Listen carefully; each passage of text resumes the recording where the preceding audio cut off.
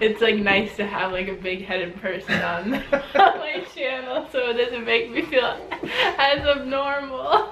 Hey guys, happy Fit Friday. This is my amazing godfather.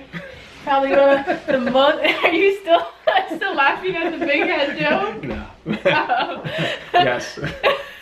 He's probably the most influential person in my life. He's been there from the beginning. Took me to my first father-daughter dance, everything like that. The whole business. So he's a personal trainer, and he has been for a while. How many years? Since 91. Bad at math. 1991, so I don't know how many years that is. Okay. 15. Break your calculator. I'm sorry. Cut. 26 years. Okay, he's been training for 26 years. How was like, do you have like a certificate or something? Yes, I am a certified personal trainer. How long did that process take? A few months. There's a Really? book, you have to study and then take the test. Oh, that's it? Kind of Yeah. like a driver's license? Kind of like that. Just a little more rigorous. So he's a personal trainer, but not just any personal trainer. He trains the slow burn way. So what exactly is slow burn? Well, it's a very efficient way of getting all your fitness needs and exercise needs taken care of. So we know that once we hit 30, although Randy has a lot of years before that, we start to lose muscle fiber. So the main thing is we want to hold on to our muscle fiber and be as strong as possible forever. We want to do at 80 years old what we were able to do at 40, essentially. So the only way to do that is to hold on to our muscle fiber. So the only way that it doesn't matter what we eat or how much sleep we get, all these things are minuscule factors, but for the most part we have to do something to hold on to the muscle fiber, and that is through resistance training. So again, it doesn't matter how often we run or do yoga or anything like this, oftentimes we need an extra stimulus to get to the deeper muscle fibers. So And since you're talking about like people from like 30 and on, are the people you train, are they usually older? no, we train people from, I think the youngest that I've trained is 8 years old, and the oldest that I've trained is 93. 93, wow. Mm-hmm. Now the great thing is if you start when you're young like that, then you will hold on to your muscle fiber for longer. So if you were to do this, then you could pretty much expect to have your same body that you do now when you're 90 years old. And the 90-year-old that you have you trained, like, has she been doing, or he or she has been doing slow burn? For probably about 17 years or so. So does she not have a body of a 90-year-old? She does not. How long should your workout be typically for a slow burn workout? 15 to 30 minutes at the most. Wow. Now, see, that's the other beautiful part about this, is because if we have to do something like this, resistance training or, exercise for the rest of our lives, I know I don't want to be in the gym for 2-3 hours, Yeah. 3 or 4 days a week. That does not going to fit into my schedule. 15 minutes to 30 minutes once or twice a week is perfect. That's something that I can kind of look forward to, because you gotta figure that, people get into rhythms and they like to go to the gym and they have their routine and they're doing their thing, and at some point they might get a little tired of it. Yeah. They might kind of lose a little focus and, you know what, it's the summer or whatever. They just might lose interest and then they fall off. I have been through that. I think everybody has. And then you start feeling guilty. Well, I should go to the gym this amount of time during the week, like 3, 4. I missed a workout, so that means I'm down to 3. I should get 4, all this. Yeah. But you can do your whole body and get all your cardiovascular benefits taken care of, and all your flexibility and your bone mineral density. All these things will be taken care of through 1 or 2 15 to 30 minute workouts a week for the rest of your life. If someone was wanting to lose weight and not look, you're saying, oh, you can look the same as you did as a 16-year-old. Well, what if, like me, I want to lose weight? Can slow burn do that for me? Well, no exercise will make you lose or contribute to the loss of body fat. Doesn't matter how much you run, how much you lift weights, doesn't matter how much exercise you do or what kind of exercise, you will not lose body fat unless the nutritional aspect is considered. So what do you think someone who wants to lose weight should like cut out of their diet and add to their diet? Well, we gain fat because our insulin is spiking and it is then storing fat for later because our bodies use a certain amount, and then once that's it, then it's like, well, what should we do? Well, okay, let's just put it over here in these fat cells over here. So that's really how we get fat. Now, the way to minimize that is by minimizing the insulin spike. What are some of the things that spike insulin? Sugar, certainly. So if you're eating Twizzlers, don't do that. Twizzlers are so gross. If you're eating, hey, look, I like Twizzlers, but only in moderation. Okay. As in once a year. Once a year. I think, Twinkies, no good. Basically, I thought they discontinued. you're right. I think they discontinued Twinkies. I think they did. So, so sugar and things that turn into sugar are the culprits. What turns into sugar? Well, grain turns into sugar. Potatoes, cereal, a lot of fruit also creates that insulin spike. But the fruits that are okay are blueberries, raspberries, blackberries. That's pretty much it. Everything else is just too high in sugar, gonna spike the insulin. And again, this is while you're trying to reach your goals. We talked about slow burn. Now let's go show you what slow burn is and how to do slow burn. Because I don't know. He's gonna teach me. We're gonna show you. Let's go to the gym.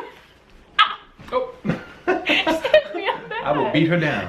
The goal is to find a weight that you can do for 60 to 90 seconds. Now, how do we determine that?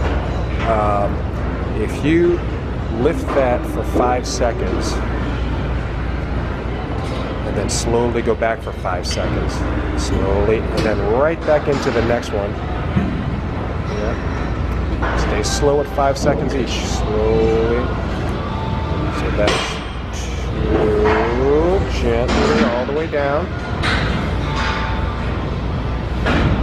Why do you think this isn't more commonly used? Like, why don't you think people act like slow burn is more popular? Because I know I go to the gym, everyone's on machines, yes. Everyone's on the treadmill, everyone's on the stair. I'm on the stairmaster. Why isn't this more popular? Why isn't this more known? Well, I used to work for New York Sports Club, and one of the heads of fitness I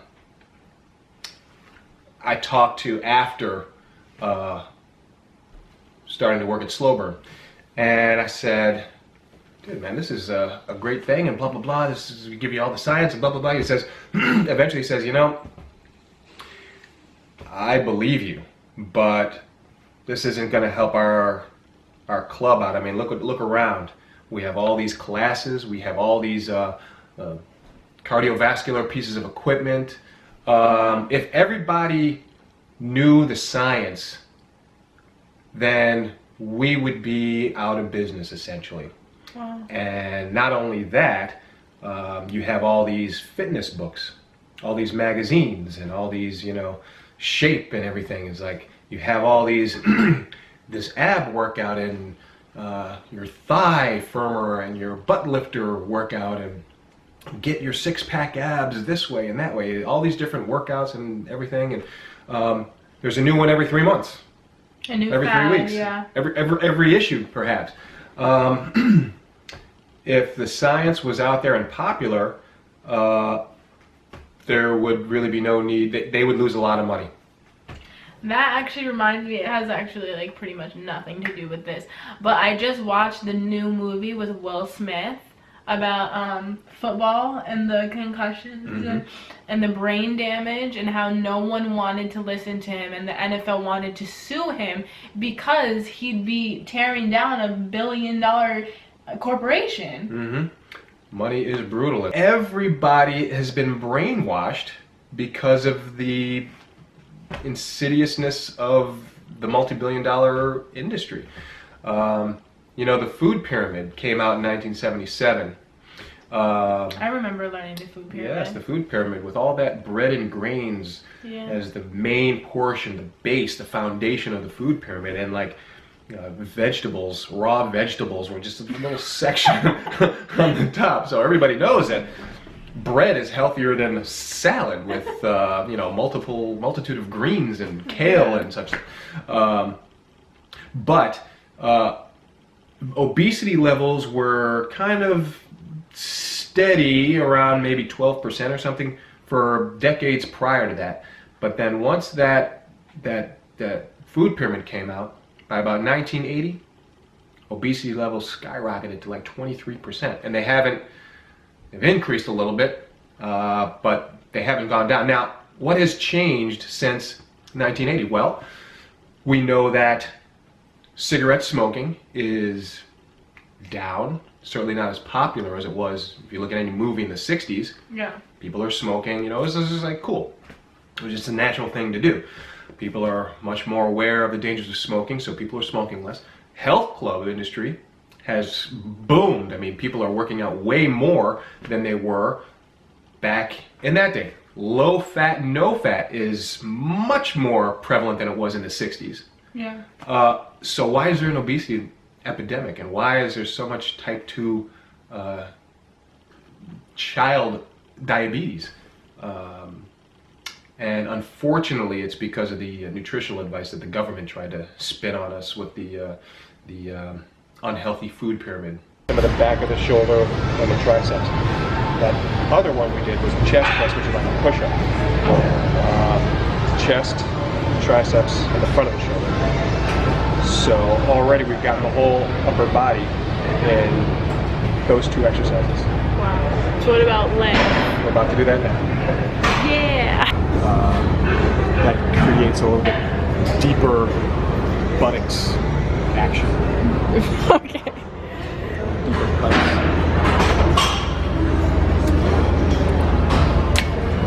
Alrighty. So 5 seconds on this as well, right? 5 and 5. So 5 there, and pull that in too. To 1? Yeah. All right. So bring your feet up a little higher, and then bring them a little more closer together. Yeah. So that keeps a nice even alignment with the toes and the knees and the hip joint. All right. So set that. You don't want to lock your knees, but go as far as you can before you lock. A little further. That's good there.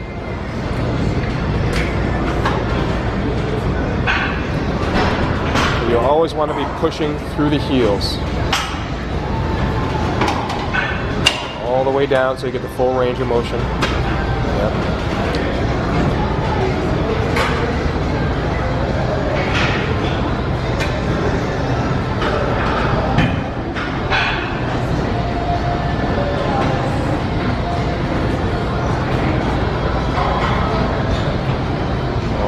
Breathing, never holding the breath.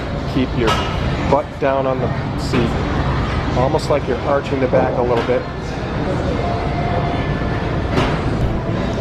So there are a whole bunch of other machines here that if you wanted to do that, you could. It's not necessary because we got the main muscle groups. We took care of the chest, triceps, and the front of the shoulders. On the chest press, we got the back, biceps, forearms, and the back of the shoulders on the pull down, and we got the butt, quadriceps, and hamstrings here. There's one more that we should do. This is the whole thing. All right.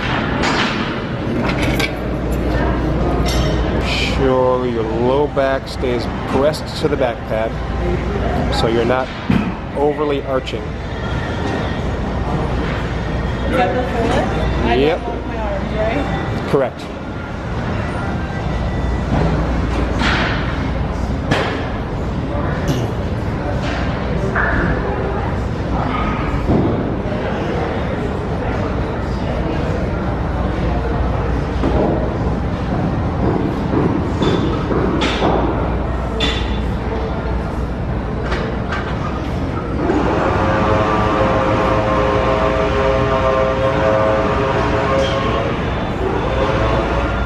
How much of the next one you can get?